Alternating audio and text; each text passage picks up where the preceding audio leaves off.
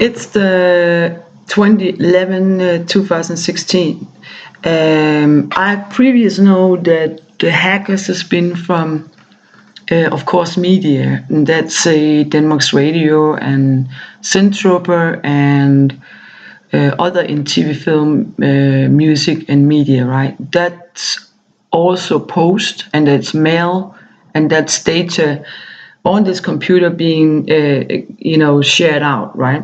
They also have a kind of community, like a U-ring or a like abuse ring, right? It's a little bit the same structure as a pedophilia ring, where they share data, they share information on who to trust, police people corrupted, courtship corrupted, and stuff like that. I also noticed that peiguin was used as a hacker tool or hackers. I also noticed that Denmark's Radio today announced that they were going to cooperate with Carnegie, and they were going to cooperate with Amazon Books, right? Meaning that could likely be that some of the IT construction of this major entertainment data spooky things could be laid over, outsourced. And we also know that maybe also the accounts which belongs to some of the cooperation with TV in the United States, in Ireland, England, a little bit Germany, a lot of Italy. Maybe the outsourcing is to move data and money outside reach of investigation from United States and Europol and stuff like that. I also noticed that, for example, today I was trying to find a journalist, find a freelancer on a journalist site, and also call a journalist on Krak, which is the name advisor in the telephone and addresses.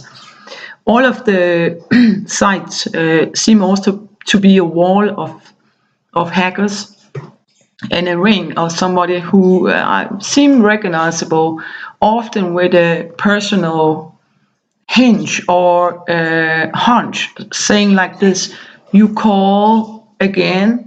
And I mean, I'd call one time before, that's no problem, right? Or I think that's not my, I don't make those stories. I'm not a journalist, I'm a whatever. So we think that some of these people probably know some of this and so on.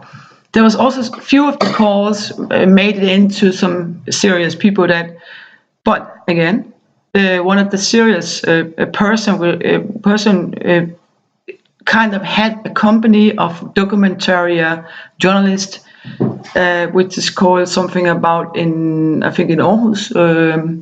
And this company, when I then called a likely company, a company beside, I found out that he also points at one particular documentary person. And when I checked the homepage out, it seems that he's been working a lot for TV2, and that this company often is, you could say, having an angle on it that it's not maybe failure in state-run negotiation from the state around children. It's a kind of angle on things that it's how the mistakes is getting covered, you could say, and that's likely to tell me to call to somebody who will not work this as a serious story of corruption, crime, and pedophilia and ministry neglect and stuff like that.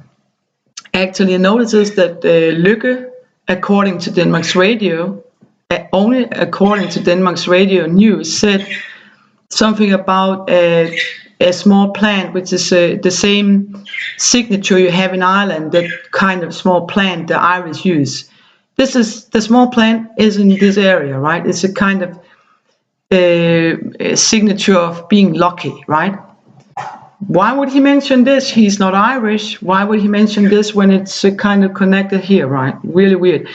I don't think he said that. I think Denmark's Radio says it.